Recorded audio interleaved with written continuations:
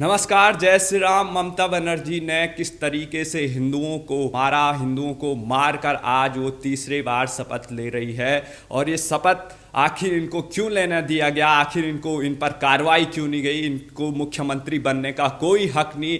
इनको मुख्यमंत्री बनने से पहले ही इनकी सरकार को बर्खास्त कर देना चाहिए। इनके जितने एमएलए हैं, इनको कोई एमएलए बनने का कोई हक नहीं है। ममता बनर्जी खुलेआम हिंदुओं को धमकी देती है और कहती है कि सत्ता में आने के बाद वो देख लेगी। और किस तरीके से इन्होंने शपथ लेने से पहले हिंदुओं पर अत्याचार किया है, किस तरीके से इनके गुंडों ने, जिहादियों ने वहां चुन चुन कर निशाना बनाया है महिलाओं को। और जिन लोगों ने बीजेपी को वोट दिया, इनके खिलाफ वोट दिया, उन सभी को इन्होंने निशाना बनाया है।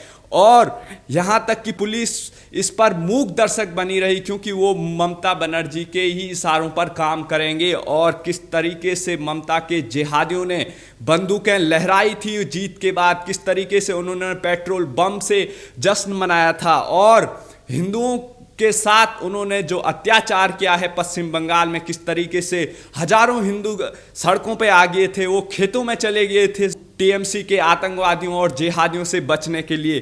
तो ये जो ममता बनर्जी की गुंडागर्दी है पश्चिम बंगाल में, पहले भी उन्होंने 10 सालों में किस तरीके से हिंदुओं पर वहाँ अत्याचार किए। और जो रोहिंग्या घुसपैठी और जो जिहादी हैं, उनके लिए ममता बनर्जी ने पूरी तरीके से सत्ता का जो दुरुपयोग किया है। आखिर कैसे उन्हें तीसरी बार शपथ लेने दिया गया, कैसे ऐसे ममता बनर्जी को जो एक बगदादी की तरह, कैसे किस तरीके से ये एक किम जोंग और पाकिस्तान में जिस तरीके के तानाशाह होते हैं, जिस तरीके के दुनिया में क्रूर तानाशाह है, इसमें ममता बनर्जी सबसे आगे है। और ममता बनर्जी ने जिस तरीके से एक महिला होने के बाद भी पश्चिम बंगाल में जिस तरीके से महिलाओं के ऊपर अत्याचार किया गया, ममता बनर्जी के गुंडों ने जिस तरीके से ममता बनर्जी के इशारे पे साफ साफ आप देख सकते हैं ममता बनर्जी ने किस तरीके से धमकी दी थी कि केंद्र की जो अर्धसैनिक बल है, अर्धसैनिक फोर्स है, उनके जाने के बाद हम देख लेंगे तुम्हें। और ऐसी मुख्यमंत्री पर कैसे कार्रवाई नहीं की जा रही है, प्रधानमंत्री और गृह मंत्री क्यों खामोश हैं, इस पर भी देखना पड़ेगा कि क्यों ये होने दिया जा रहा है। और यहाँ पर देश की न्यायपालिका आप देख लीजिए, न्यायपालिका भी इसमें स्वतः संज्ञान नहीं ले रही है। देश की जो मीडिया है वो इस पर मौन है। रवीश कुमार ले लीजिए आप, राजदीप सरदेसाई ले लीजिए, और जो हाथ को घुमा फिरा के आने वाले पुण्य प्रसून वाजपेयी हैं, इनके भी मुंह में दही जम रखी है। और ये लोग तो इसको जायज़ तक ठहराने पर तुले हुए हैं। और ये सारे लोग ये कह रहे हैं कि जैसी करनी वैसी भरनी। तो ऐसे लोगों को, ये आतंकवादी मानसिकता के लोग हैं। और इनको जो बंगाल में पाकिस्तान बनाने की ममता बनर्जी कोशिश कर रही है, बांग्लादेश बनाने की कोशिश कर रही है, जिस तरीके से ममता बनर्जी के शासन में वहाँ पर आप देख लीजिए सारी पश्चिम बंगाल में पूरी तरीके से जो रोहिंग्याओं का कब्जा हो रखा है, घुसपैठियों का और जिहादियों का कब्जा हो रखा है, वो खुलेआम आज गोली चला रहे हैं, हिंदुओं पर गोली चला रहे हैं, बम फेंक रहे हैं, उनके घरों को तोड़ रहे हैं, फोड़ रहे हैं, उनका सर फोड़ रहे हैं और उनको मौत के घाट उतारा जा रहा है। यहाँ पर खुलेआम नरसंहार किया जा रहा है। और जो लोग अभी मौन हैं, उनको पता लग जाएगा कि जैसे जम्मू कश्मीर में हिंदुओं का हाल हुआ था, वहाँ से भाग रहे थे, वैसा ही हाल अभी यहाँ बंगाल में शुरू हो गया है। और ममता बनर्जी ने ये दिखा दिया है कि वो 2025 तक वहाँ कुछ भी कर सकती है। और वहाँ 2025 तक हिंदुओं का रहना मुश्किल हो जाएगा और वहाँ से सारे हिंदू पलायन करने पे मजबूर कर दिए जाएंगे। और वो उन्होंने दर्शा दिया है ममता बनर्जी ने किस तरीके से उन्होंने आते ही हिंदुओं पर हमले करने शुरू कर दिए। तो आपको ये चीज़ दिख नहीं रही, वहाँ पर अर्धसैनिक बल, सेना तैनात करनी चाहिए। और ममता बनर्जी को कोई हक नहीं वो तीसरी बार सीएम बने। और आज वो शपथ ले रही है, किस बात का वो शपथ ले रही है, जब वहाँ पर एक धर्म के लोगों के खिलाफ सीधा सीधा ममता बनर्जी काम कर रही है। तो ऐसी कैसे मुख्यमंत्री इनको बनाया दिया जा रहा है। तो ममता बनर्जी के खिलाफ सबको आवाज़ उठानी चाहिए और ममता बनर्जी को मुख्यमंत्री बनने का कोई हक नहीं। जहां भी ममता बनर्जी जाए इनके खिलाफ आपको आवाज़ उठानी चाहिए। ये अन्य राज्यों में ज़रूर आती है, इनके खिलाफ आंदोलन किया जाए। पूरे हिंदुओं को ममता बनर्जी के खिलाफ आवाज़ उठानी चाहिए और जो लोग खामोश हैं उनसे जवाब मांगना चाहिए कि कैसे ये खामोश रह सकते हैं। जब तक आप एक नहीं होंगे ऐसे ही टूटते रहेंगे, मरते रहेंगे। जिस तरीके से कश्मीर से भगाए गए वैसा ही बंगाल में होने वाला है और कोई भी स्टेट आपके लिए सेफ नहीं रहेगा। दिल्ली भी वैसे भी बर्बाद कर चुके हैं केजरीवाल। तो ये जिस तरीके से ममता बनर्जी ने ये हिंदुओं के खिलाफ जो काम कर रही है उसका जवाब ममता बनर्जी से लिया जाना चाहिए और इनको इनके किए की सज़ा मिलनी चाहिए। प्रधानमंत्री और गृह मंत्री पश्चिम बंगाल की सरकार से रिपोर्ट मांग रहे हैं, उससे क्या होगा? जो लोग हत्याएं कर रहे हैं, जो लोग मारपीट कर रहे हैं, जो वहाँ के हिंदुओं को उन पर अत्याचार कर रहे हैं, क्या वो रुक जाएगा? क्या इससे जो पश्चिम बंगाल में जो हिंदू मारे जा रहे हैं, उनके जो अपराधी हैं, जो उनको मारने वाले गुंडे हैं, जिहादी हैं, आतंकवादी हैं, क्या उनको सजा मिल रही है? कुछ नहीं मिल रहा है। वो खुलेआम बचे हैं और लोगों को भी वो मारने के लिए तैयार बैठे हुए हैं। और ये सब हो रहा है जब देश में प्रधानमंत्री मोदी की सरकार है, बहुमत वाली सरकार है, अमित शाह देश के मजबूत गृह मंत्री हैं। लेकिन उसके बावजूद भी क्या वजह है कि देश में प्रधानमंत्री वहाँ पश्चिम बंगाल में राष्ट्रपति शासन नहीं लगा सकते हैं? क्यों वहाँ अर्धसैनिक बल तैनात नहीं किए जा सकते हैं? क्यों वहाँ पर ममता बनर्जी को जवाब उनसे नहीं लिया जा सकता है? ऐसे मुख्यमंत्री को कैसे हम मुख्यमंत्री बना सकते हैं जो खुलेआम नरसंहार कर रही है? ऐसे अराजक इंसान के हाथों में कैसे हम एक सत्ता दे सकते हैं? और अगर वो सत्ता उनके पास फिर चली जाती है, वो चले ही गई उनके हाथों में, तो उसका वो कितना दुरुपयोग करेगी आने वाले समय में ममता बनर्जी, ये आपको अभी इस बात का अंदाज़ा नहीं है। तो ममता बनर्जी पूरी तरीके से एक ऐसी मुख्यमंत्री बन गई है जो बड़े बड़े जो निरंकुश और तानाशाह हुए हैं उनको भी पीछे छोड़ने पे लगी है। तो ममता बनर्जी ने जो ये खेला किया है पश्चिम बंगाल के हिंदुओं के साथ, उसका जवाब वहाँ की जनता को, चाहे कितने भी अत्याचार हुए, यहाँ पर इनको अब खुलेआम देश की सरकार से, प्रधानमंत्री से, गृह मंत्री से जवाब मांगना चाहिए कि आखिर वो खामोश क्यों हैं।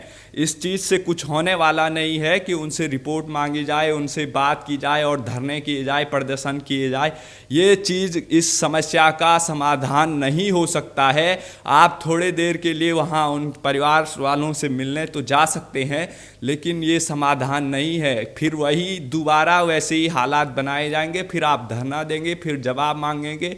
इससे कोई समाधान नहीं है। ममता बनर्जी को तुरंत वहाँ से बर्खास्त करना चाहिए। इनको चुनाव लड़ने पर भी इनकी रोक लगनी चाहिए, इनको सलाखों के पीछे डालना चाहिए और ऐसे लोगों को राजनीति में रहने का कोई हक नहीं है जो खुलेआम अपने पार्टी के लोगों को, अपने जिहादियों को, लुटेरों को, रोहिंग्याओं को खुलेआम कहते हैं कि आप इनको हम देख लेंगे, और वो वही कर रहे हैं। किस तरीके से वो लोगों के घरों में जा रहे हैं, महिलाओं के साथ अत्याचार कर रहे हैं, लोगों के घर जला रहे हैं, लोगों को हथियारों से मार रहे हैं।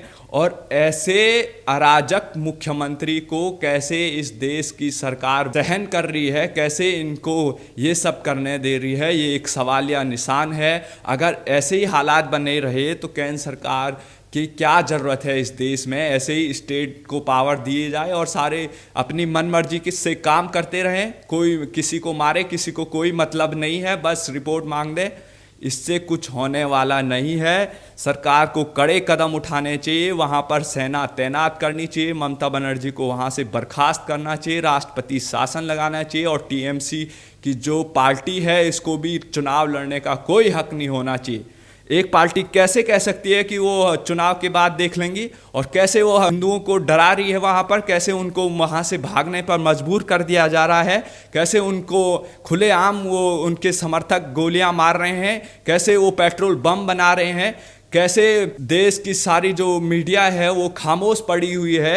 ये चीज़ दिखाई नहीं दे रही है शायद, इसीलिए हिंदुओं को एकजुट होना पड़ेगा और जो ये अत्याचार हो रहा है उसके खिलाफ आवाज़ उठाना चाहिए, नहीं तो इनके हौसले और ज़्यादा बढ़ेंगे और ये किसी भी सीमा तक जा सकते हैं। और इनको इस समय बहुत सारे लोग जिनको डर लगता था, इस समय डर नहीं लग रहा, क्योंकि वहाँ हिंदू मारे जा रहे हैं और हिंदू मारे जा रहे हैं, इसलिए ये लोग खुश हैं, इनके मुंह बंद हैं, और हिंदुओं पर अत्याचार हो रहा है इसलिए किसी की जुबान नहीं खुल रही है। अगर यहीं पर एक कोई किसी अन्य धर्म के साथ, क्या ममता बनर्जी ऐसा कर सकती थी? क्या ऐसा नरसंहार कर सकती थी? नहीं, वो सिर्फ उन लोगों को, जिन लोगों ने उसको वोट दिया था, किस तरीके से ममता बनर्जी ने खुलेआम कहा था कि मुस्लिम सारे एकजुट हो जाए और हमें वोट दें, और उनको खुश करने के लिए आज ये चुनावी नतीजे आने के बाद ममता बनर्जी ने ये सब किया है और आगे भी वो करने वाली है।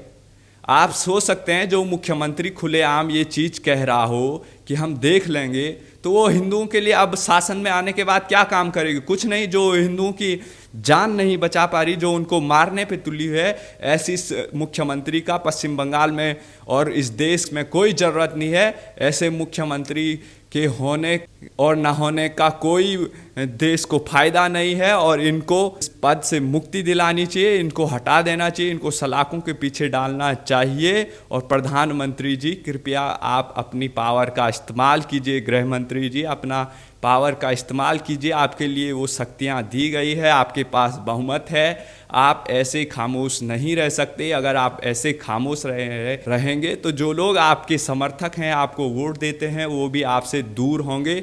और यही साजिश है उन लोगों की कि हम किस तरीके से प्रधानमंत्री को परेशान कर सकें, किस तरीके से अभी कोविड की स्थिति चल रही है, देश उस समस्या में से जूझ रहा है, और ममता बनर्जी वहाँ बंगाल में अलग अत्याचार कर रही है। देश के अलग अलग स्टेटों में अलग अलग तरह की अराजक स्थिति की तैयारी की जा रही है, और ये एक साजिश है कि किस तरीके से देश में अराजक माहौल बनाया जाए और प्रधानमंत्री को परेशान किया जाए, और इस देश में एक गुस्सा इस सरकार के खिलाफ, केंद्र सरकार और मोदी सरकार के खिलाफ तैयार किया जाए और लोगों को भड़काया जाए। जिस तरीके से आपने देखा होगा, राहुल गांधी और कांग्रेस और तमाम वो सरकारें हैं जो इस षड्यंत्र को रच रही है, और प्रधानमंत्री को इस पर सचेत रहना चाहिए, और जो ये देश में ऐसे माहौल बना रहे हैं उन पर कार्रवाई करनी चाहिए। और उन लोगों को, चाहे वो सत्ता में बैठा हुआ कोई भी सीएम हो, चाहे वो दिल्ली का हो, चाहे महाराष्ट्र का हो, और चाहे बंगाल में जो अब सत्ता में काबिज हो रही है, उन पर एक्शन लेना चाहिए और जवाब इनसे मांगा जाना चाहिए और इन पे कार्रवाई होनी चाहिए। तभी ये चीज़ें रुकेगी, वरना इनके हौसले बहुत आगे बढ़ रहे हैं। धन्यवाद। जय श्री राम।